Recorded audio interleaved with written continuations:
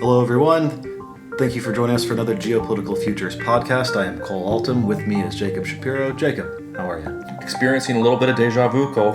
Why is that? Well, because we tried to do this yesterday and realized it would be a better idea to do it today. Yeah, that's true. It was a nice dry run, though. We kind of figured out what we actually do want to say about Italian elections.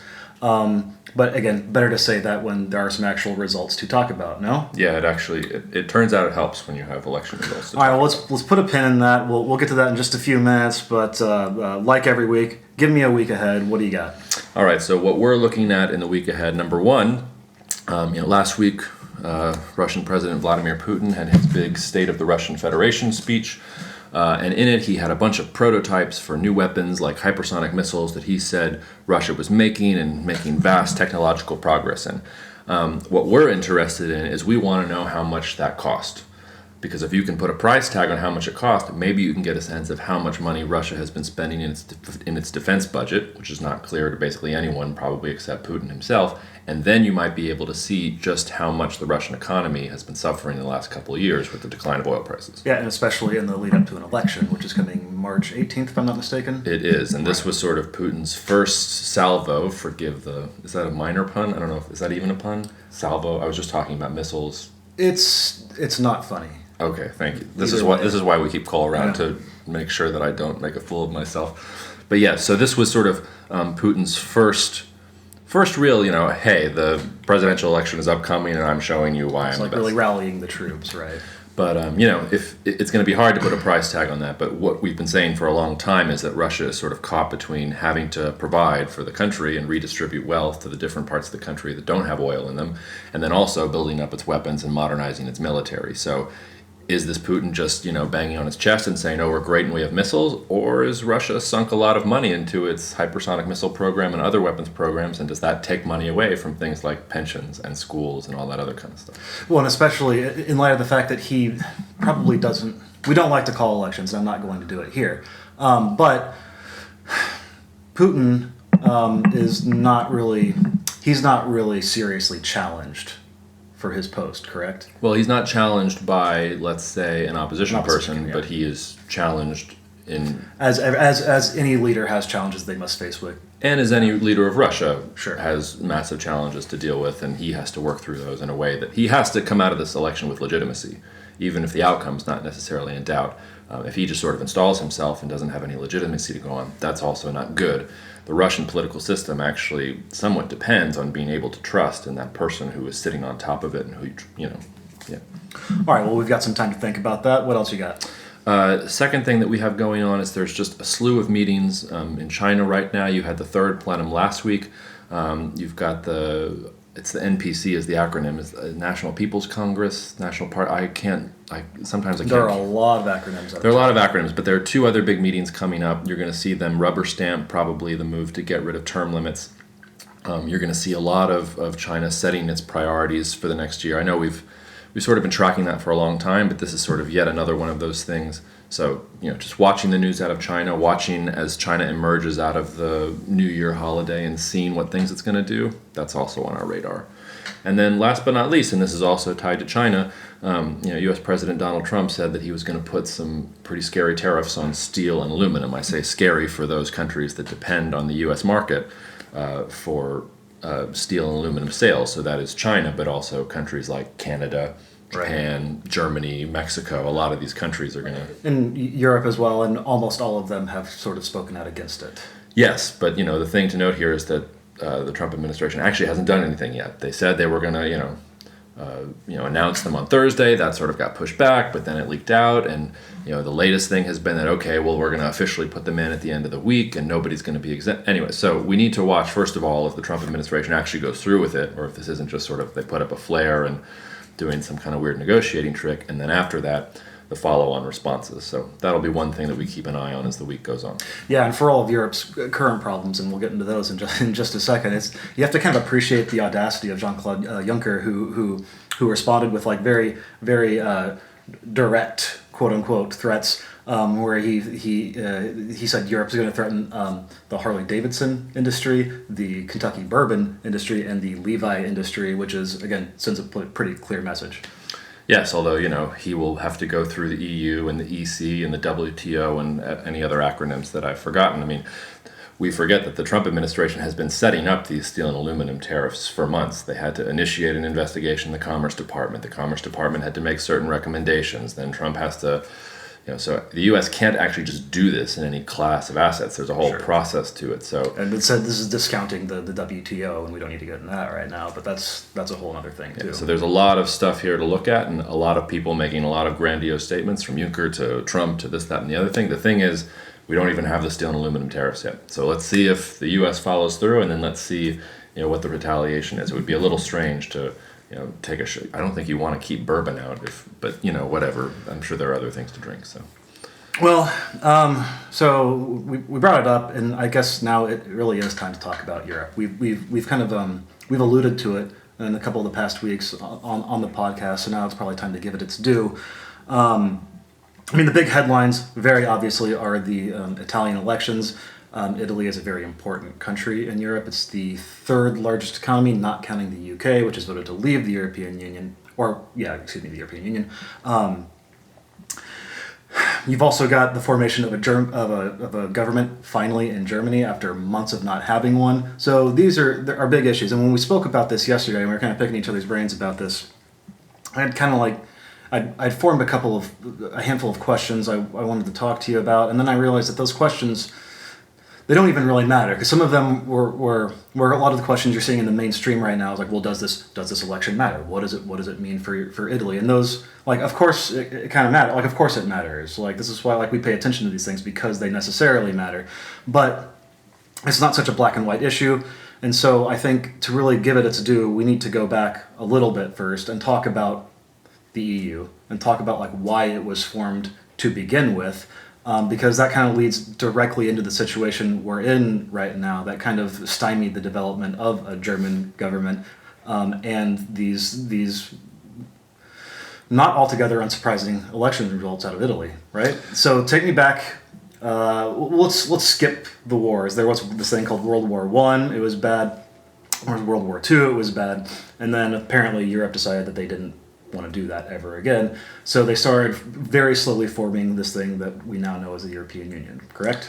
Yes. So if you there are really two levels at which to look at this. The primary strategic reason why what became the European, it began as the European Coal and Steel Community, it eventually becomes the European Union many decades later. The strategic reason was to integrate West Germany into a European order that was led by the French.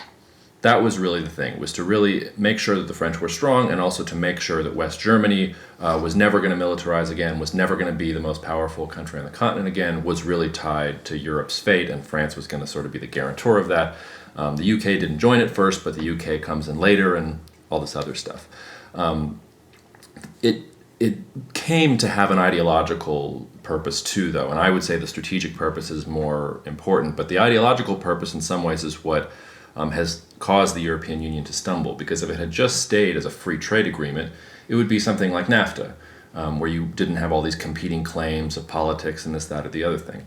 Over time, as the decades went on, people began to think that, well, you know what, the real thing that caused World War II is nationalism, and we're going to use this free trade entity to get rid of nationalism, because if we can get rid of nationalism, then we're going to get rid of the prospects of war. So on the one hand, you have the strategic thing, which was, I don't want to say keep Germany weak. Well, maybe I do want to say keep Germany weak. It was supposed to keep Germany from doing what it had done before. It was supposed to integrate Germany into the European whole.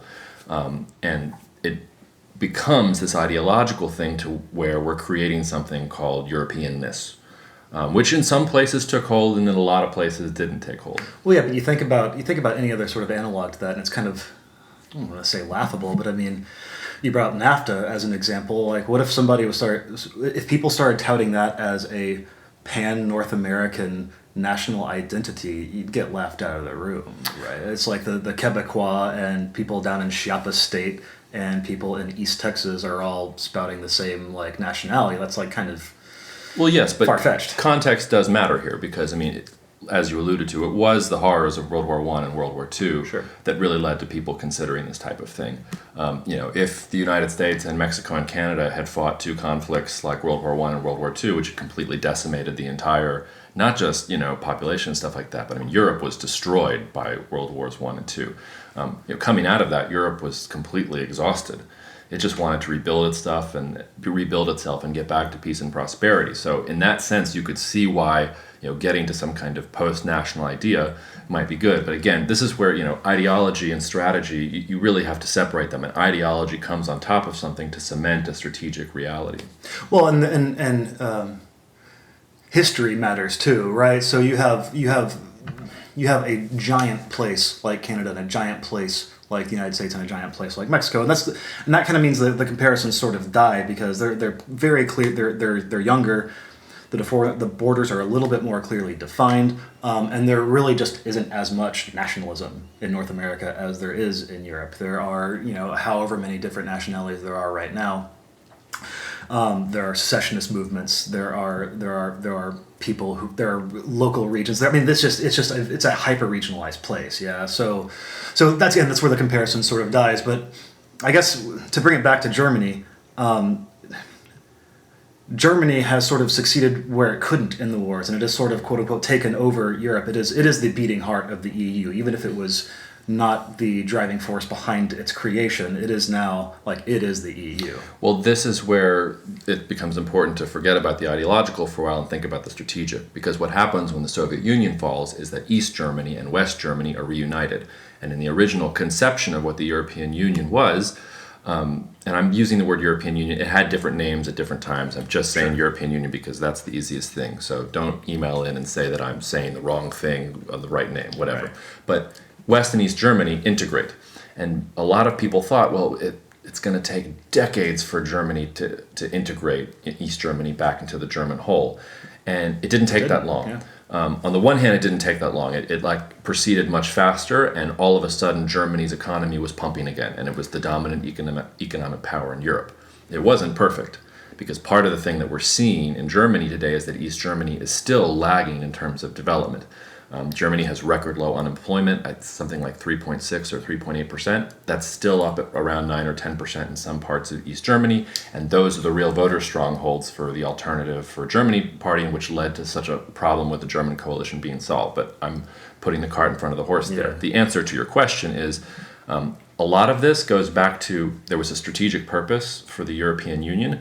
When East and West Germany combine and integrate and create another dominant German economic power on the continent, suddenly France is relegated to sort of a number 2 role. Suddenly the European Union is about a free trade zone for German goods and not an entity that the Allies formed in order to integrate West Germany into a whole. And I think that's where a lot of the friction comes. Right, so you fast forward a couple of years and everything you said is true and right, but then everybody sort of prospers after a while. It ends up working. People start making money, and the EU develops, and they adopt common currencies, and all these different things. And all that was good and well. It papered over a lot of the structural problems that the EU actually had.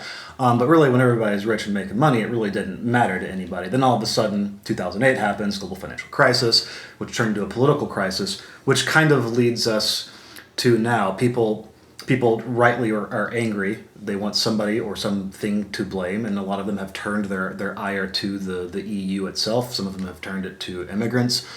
So you started to see some of these nationalist parties forming basically everywhere, really. It's hard to think of a country that doesn't actually have one. But the more notable ones came as in the National Front in France. Had some success and then got kind of trounced in the runoff election against Emmanuel Macron, the current president of France. You mentioned AfD in Germany. Do you want to talk about them a little bit too, or do you want to talk about this trend and articulate it a little bit better than I have? Sure, we could talk about all of them, but I would also just point out that the National Front really begins in France around the time of the Algerian War. Yeah, that's true. That's when it's born. The UK didn't initially want to join the EU, and then it sort of was pro-joining EU, and then you had UKIP pop up. I'm just saying that these things have been a part of Europe for a long time, and they ebb and flow. What's happening right now, though, is that you have a broader reaction against the European Union, like you said, because the European Union has failed to solve basic problems about the economy, about migration and stuff like that. Like I said, I don't want to repeat myself too much, but if the EU were just a free trade zone, that would be one thing. But the idea that some entity in Brussels is going to create economic policy that is good for both Berlin and Athens at the same time doesn't really work, especially when Berlin becomes the one that is driving those policies. Like, you'll remember that around 2008 and Greece was defaulting. Why did Greece default? Well, Greece defaulted because people were giving the Greeks loans that they shouldn't have so that Greeks could buy German goods. And then when Greece defaulted and say, okay, we're part of the EU has to bail us out, and the Germans said, no, we don't have to bail you out. We're going to keep our trade surplus and our savings, and you just need some austerity, and you need to have that. But Germany still needs these economies strong enough to buy their stuff, though, right? So it's in their interest to keep them healthy and strong. It does, but it didn't also want to encourage profligate spending, and as we've seen, Germany also has internal political issues, and Angela Merkel, who was chancellor then in 2008, was very wise to the fact that the German population wasn't going to look kindly on funding a Greek bailout. She made a misstep when the migration issue started up, because she thought that Germany was just being able to lead by saying, okay, well, everybody needs to take their share. And that was really the moment. Well, I don't want to say that was really the moment. That was yet another episode in this story, right? Because Brexit, you can really trace back the rise of support for Brexit to when Merkel was trying to tell the UK that it needed to listen to Germany about numbers of migrants that it was supposed to take in. Eastern Europe really starts to say, hey, we don't want these migrant quotas. You get Hungary and Poland both objecting to that. So every step along the way, you see that, okay, Germany became this dominant economic power. The EU sort of starts to revolve around the German economy, and then Germany starts making calls. And at first, it's just Greece. It's easy to laugh about it. Oh, it's the Greeks spending too much. And then it's, Germany is saying that we have to take migrants. And then Germany is doing... Then it sort of becomes a problem. And like you say, you get these national reactions, which is to say, well, if the EU is not going to bail us out, and if the EU is just going to say that we have to take migrants, what is the EU doing for us? Just to complicate it even more, though, and I know that our listeners love it when I complicate things and just layer on things. I will just say, though, that at a basic level, people are doing good because of the EU. If you're holding your savings in euros, that's better than holding your savings in whatever came before. So it's not just like that everything is bad and that the entire economic situation has not done well. It's just to say that there are still regions in these countries that have sort of been left behind, and when an economic crisis happens or when a political crisis happens, they get sort of forgotten and pushed aside, or told they need to do austerity, or told they need to do this, that, and the other thing. And that's when you get these kind of, support for these nationalist parties coming up. Well, and especially these other countries, they probably have to think Germany's being a little hypocritical, because they're like mandating all these things. They're like, you can't even form a government, right? You've got your own nationalist problems, like don't dictate terms to us. But well, I mean, neither here nor there. That just makes Germany sort of an example of everything that's going on across the spectrum, because the mainstream political, and this is true in the United States and in a number of places around the world, the mainstream political parties didn't see 2008 coming and have not responded to 2008 in a way that has satisfied some of the people that were hardest hit by the 2008 financial crisis. A lot of the elites have recovered. A lot of the upper classes have recovered.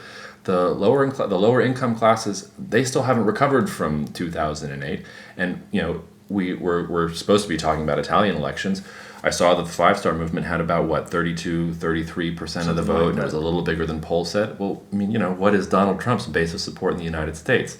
How much, when you start to look at all these things, you see that about a third of these different countries are getting these nationalist parties that are maybe smaller than the whole, but these people are passionate, they're agitated, they feel like they've been left behind, and they are expressing themselves at the ballot box. Whereas the mainstream parties are just kind of looking around and going, well, we're not them, we're not nationalists, like we just need to keep doing the thing that we're doing.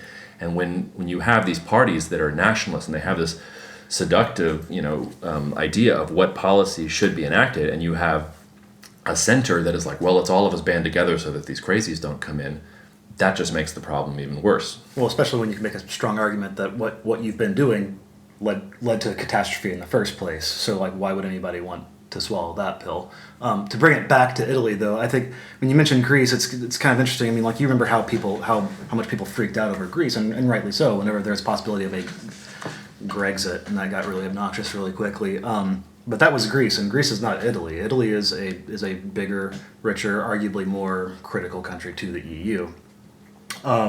So now's a good time to like really get into those elections.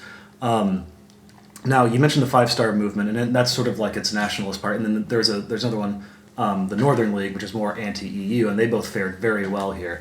Not so well that they can form a government on their own, but they did fare well enough to really gum up the works a little bit. Most people are predicting a hung parliament. There's going to be a lot of like horse trading and things like that. So it's going to be a lot of stalemate, most likely. And that really matters only insofar as Italy behaves with Brussels, right? Can you talk about their relationship a little bit? Well, yeah, I mean, Italy and Brussels have been going back and forth on a lot of different things. It's actually done a little bit better with repairing its non-performing loan problems, but it still has a high rate of non-performing loans relative to other European countries. And the EU has views on what a legal bailout looks like. I believe the EU wants it to be something of a bail-in. We don't need to get into that arcane financial discussions here. Italy wants to be able to bail. Again, though, it goes back to this thing where, well, how much control does Italy have over its own economy versus when does it need to listen to Brussels? And, Italy has been ignoring some of those regulations, just as France has ignored regulations on budget deficits and spending, and as Poland and Hungary have been ignoring regulations too. So, Italy has already been having these problems. What's going to happen now, though, is that whatever government is going to come up is maybe not going to do what was coming before. But this goes back to your original point, and this is I think the thing to look at here. It's not that the 5-star movement got the most votes or this, that, and the other thing. It's look at the proliferation of political parties. It's easy to see this in Italy and explain it away because Italy has so many different regions and so many different regional interests. But across the board in Europe, you have a proliferation of parties, each with radically different ideas about what needs to be done, and that creates this political gridlock because you can't get any one party that has enough popular support to come in and maybe actually try and move the ball forward with policies. So no matter who comes in, they're constrained by their own domestic forces, they're constrained by how much they need the EU or how much they need their bilateral relationships with other countries that need the EU, and it all gets complicated. Well, it's probably worth noting here, too, that during the election campaign, none of the Italian parties or coalitions vowed to hold a yes-no referendum on EU membership. That hasn't actually happened, so there's no reason to expect that just quite yet. So it's not as if once a government does form and suppose that 5-star comes out ahead on those, there's no reason to think that Italy's just going to all of a sudden abandon ship. So we don't want to sound the alarms or anything like that right now. But as you said, stalemate is almost just as bad as outright antagonism, as we saw taking it back to Germany, where you didn't have, if Germany's the de facto leader and Germany doesn't actually have a government, you've got people like Emmanuel Macron, who's this EU reform champion, kind of twiddling his thumbs, what are we going to do right now? I need you. We need to get this ball rolling. I can't do it without you. So it gets really complicated. It does get really complicated, and again, do we think that Italy is going to have a referendum on EU membership? Probably not. Probably. But if a government gets in there that is strongly anti-EU and doesn't like some of the things that are coming down from Brussels, or doesn't like some of the things that Macron and Merkel decide they want to push forward on reforms, I mean, thinking that Germany and France could agree on this is sort of also a minor miracle. But yes. Like I'm saying, it opens the door to all of these things. Right now, the election cycle in Italy focused a lot on migration, just because that was the particular issue right now. But Euroscepticism has been increasing in Italy. And southern Italy has always been kind of a basket case. But southern Italy is still doing really badly. When people talk about European growth rates and unemployment's down, go tell that to people in southern Italy. They're not experiencing it. That's where a lot of the support for these parties is coming from, and it's getting more animated. So it opens the door to a lot of different things. And there's also some potential foreign policy implications that are worth touching on very, very briefly. I mean, it was more of a concern ahead of the election when people thought, Silvio Berlusconi's coalition might come to power, and he's always been seen a little bit more pro-Russia than some of the other people in Italian politics, and so I to be honest, I'm not exactly sure where the leaders of say 5-star in the Northern League fall on that. But if you do have people who are maybe a little bit more friendly with Russia for one reason or another, and that breaks the EU's unanimity on, say, Russia sanctions, that does have some implications, and that frees up a little bit of money maybe for Putin to go forward with his weapons overhaul that we were talking about earlier. So there's a lot of maybes and a lot of perhapses, I know that. But there are some foreign policy implications here. But the very insightful point in that is that we really can't speak about the European Union as a monolith, and at this point, like the main action in Europe is happening at the bilateral level between, or not the bilateral level, but between nations. When two countries are talking, obviously the bilateral, but all of these different countries are interacting with each other as nation states in pursuit of their national interests. A lot of attention is paid to every single leak that comes to Brexit.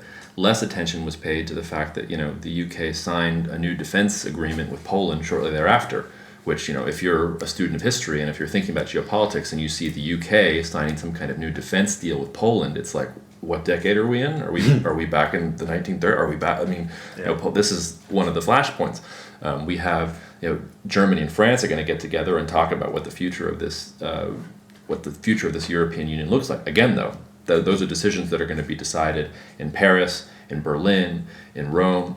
The Balkans is sort of sitting on the outside looking in. On the one hand, it's got the EU saying, come in, please come in. On the other hand, it looks at the EU and it sees kind of a mess, a dysfunctional thing that hasn't even been able to solve some of the member states' problems, let alone some of the Balkan states' problems. So when you're thinking about Europe now, it's easy to just sort of write, oh, well, European Union fragmentation, this, that, or the other thing. One of the things that we try to write about daily, weekly basis is, look, what's moving the needle here is relations between nation states. So if you want to understand what's going on in Europe, understand like the historical rivalry and between France and Germany. Understand where Italy has always sort of fit in here as one of the major economies, but also beset with its own problems, also on the outside looking in. Think about the UK as, sort of across the English Channel and thinking about how to move the pawns on Europe so that nobody gets too strong to cross the English Channel. All these old European geopolitical forces are now active again because the EU is just not able to quell them. So, it's very easy for people to say, oh, well, there are elections on this date and there are elections on this date, and oh my God, it's another Brexit or another this, that, or the other thing. This is really part of a really slow process that began, I think, when Germany unified quicker than anybody expected and sort of undermined the main strategic aspect of the EU. People will explain it in ideological terms, and of course it's expressed in ideological terms because people are political and that's how it gets expressed. But if you want to understand what's going on here, Germany's unification again in 1991, as it was in 1871, as in all these other times, is moving politics in Europe. Well, I think it's as good a place as any to stop. Yeah, I think that's good for now. It's a lot of Europe. It's a lot of Europe, and you could talk so long about Europe because again, there's so many different countries jam-packed into a very small area, and we didn't even touch about the Baltics. We didn't even touch on like Eastern Europe, whatever Eastern Europe is, and Central Europe. Like you briefly touched on the Balkans. Like all this can just kind of like go to hell really quickly if there's instability in the Balkans, as we've seen time and again throughout history. So like there's just so much to get into, and I think it's probably wise of us not to get into like every nook and cranny of this continent, but. No, I think it's important to sort of tell the story of Europe as the chapters unfold as it's going. I will say that it's nice because so many of our recent podcasts have been about either the Middle East or China because there's just so much happening in both the Middle East and China. And shout out to a reader who was like, hey, I want you to talk about South America on the podcast. Like, we try to use the podcast to talk about things that are, on people's minds. It allows us to speak about stuff that we haven't necessarily written about yet, but You'll certainly see some of these thoughts come out in writing. But, today is Europe, and because of the Italian elections, we get to take a step back and talk about Europe. As other things happen in different parts of the world, we'll talk about them too. But yeah. Well, you said this is the last question I'll ask you. You said this is just another chapter in the European story, and I like that's a really great way to frame it. If I can be so bold, how do you see this story going? Where do you see it going? Yeah, this is one of those difficult questions to ask someone because your first impulse is to give a wishy-washy answer that doesn't actually say anything, but I try not to do that. So I think that the way the European Union is trending is that people are just going to start ignoring it. And I think you're already seeing that happening. We mentioned it a little bit with Hungary, Poland, France, Italy. Those are all countries that have ignored, EU directives before. You've got the UK splitting off. You've got a lot of different things going on.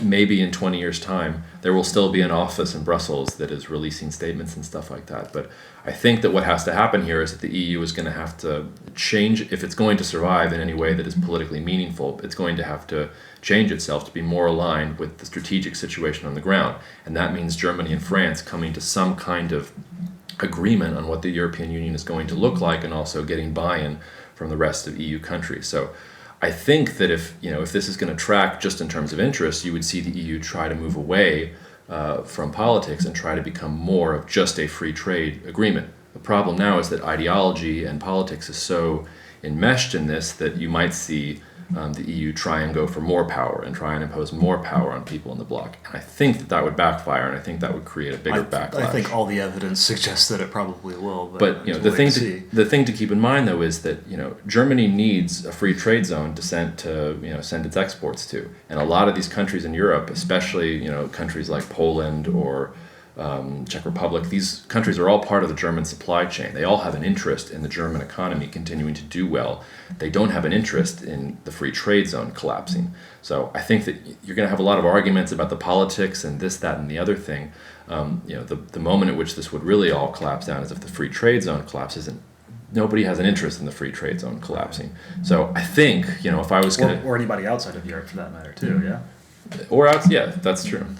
But if you're going to think about what the future of Europe looks like, I think it's the future of European nation states emerging and figuring these things out for themselves, and also figuring out how to preserve this free trade zone without causing the kind of backlash that we're seeing. The problem is that, and this is what we've alluded to, and this is what the Italian election shows, this is what Germany having a problem forming its government showing. There's just not one viewpoint here, and the viewpoints have proliferated to such an extent, and power has become so diffuse, and they're leaving it up to national referendums that you're gonna kind of be whimmed to the mob at some point. There's the real chance that you might have a nationalist party that comes up that just wants to jettison the whole thing, and we'll go towards that. So I hope that wasn't too much of a cop-out answer, but I think that's what it looks like. No, it was not a cop-out. It was a cop-in, and if anything, it was more comprehensive than I thought it was going to be. I thought it was going to be like a nice little valediction. We were like, okay, let's see y'all next week. But you gave like an actual answer of substance, which is probably a good thing. I think. Yeah, that's probably what we're going for here. But for real, we're done. Yeah? We're done. We're done. Right. We're finished talking. Yeah, we'll see you out there. Yeah, thanks very much for taking the time, everybody. That's Jacob. I'm Cole. We'll see you next time.